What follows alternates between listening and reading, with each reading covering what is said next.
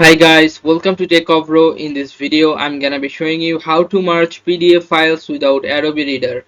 So first you have to go to browser and write here smallpdf.com. Now hit enter. Now you'll find here the first option merge PDF. Click on this. Now you have to select files. Select file from your computer. I'm gonna select two files to merge. These two files. Here's the first one. Here's the second one.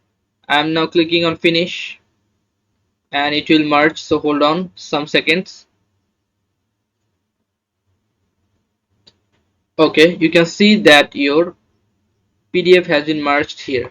Okay, you can, if you want to download this, click on download and then go to file and then you'll double click on this and you can see that your PDF has been merged.